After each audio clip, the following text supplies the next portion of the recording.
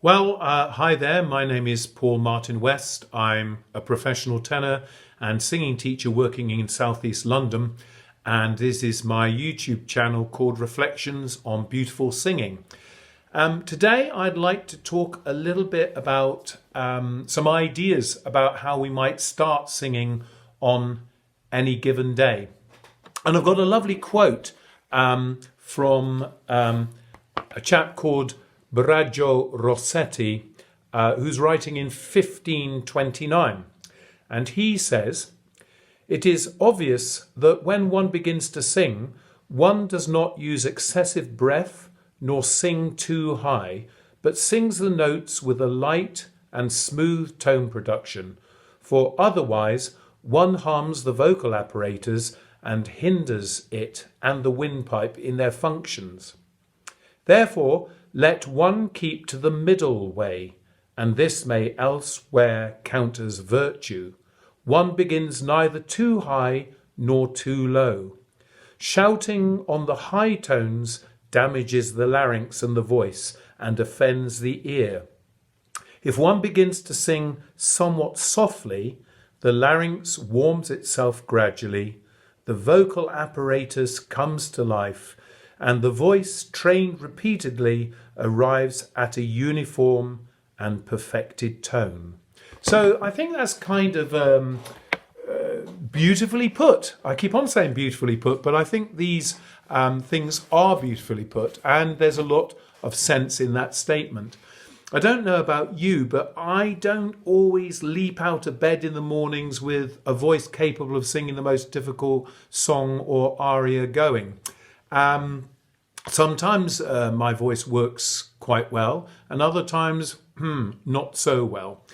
And of course it's like that for most people.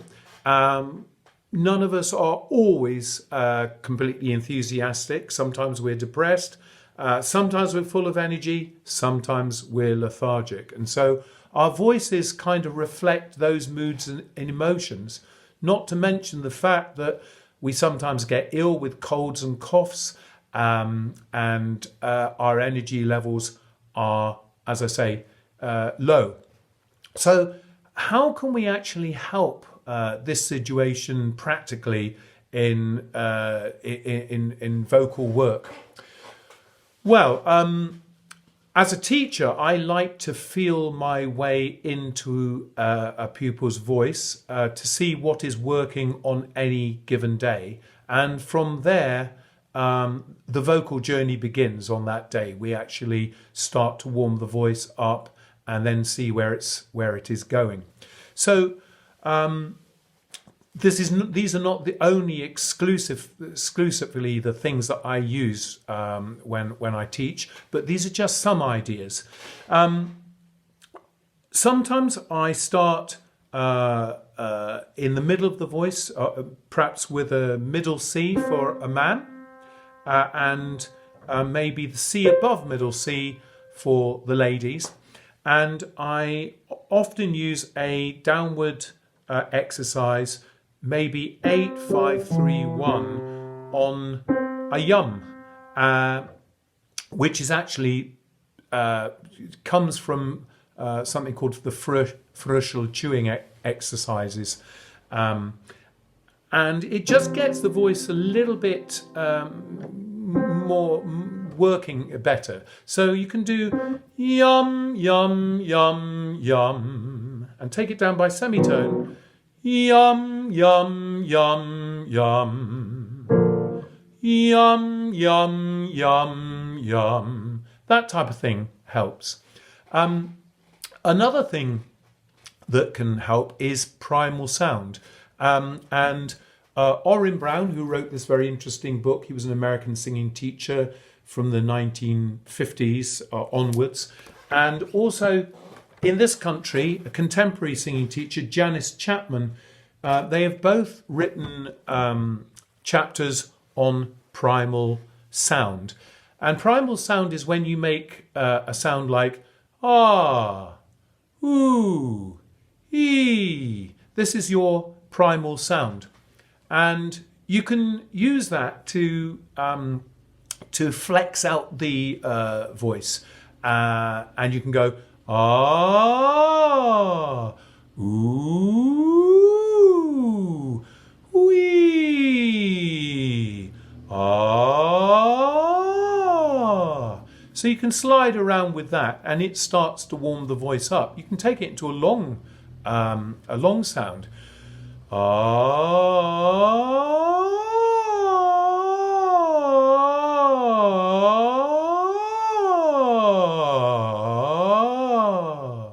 and just let it go on like that. You can then take some of the sounds on vowels into 5-note descending scales, something like la,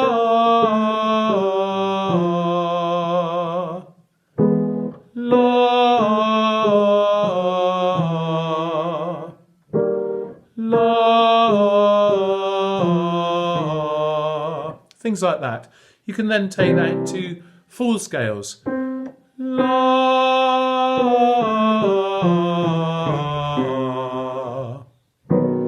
la, sorry, screwed that up. La,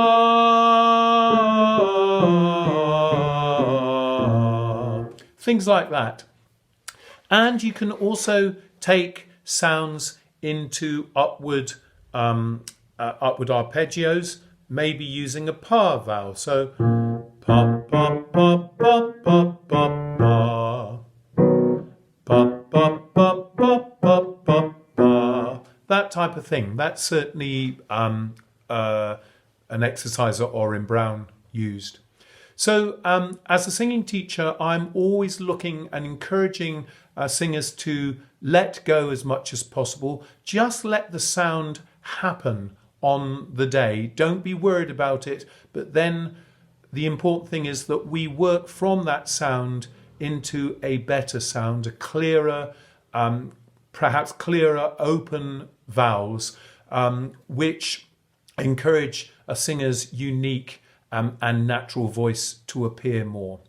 I just want to finish with a quote from a singing teacher called Domenico Pietro Cerrone, who wrote a book in 1613, and he echoes Rossetti's 1529 quote that I read earlier. Cerrone says, "When one begins to study singing, one should not drive the voice with the full force of the breath, and above all, not too high. Rather, one should produce tone according to his ability with moderate support." And I might come back to this idea of moderate support at some other time. For strong, forced singing damages the vocal apparatus and injures the windpipe. Therefore, let one keep to the middle road.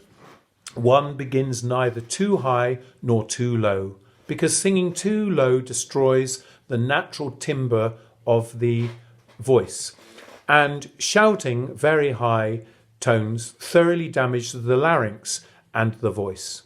If one therefore begins somewhat low and with little breath, the larynx gradually comes to life, the vocal apparatus becomes free, and the voice, trained repeatedly, arrives at a uniform and perfected tone. I think, again, beautifully put.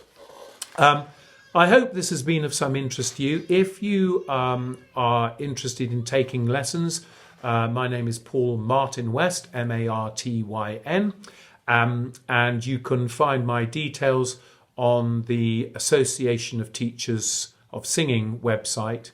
I currently teach on Skype and Zoom and FaceTime, and when circumstances allow, let's say, because we're in lockdown, I teach face-to-face. So I hope this has been of some interest to you.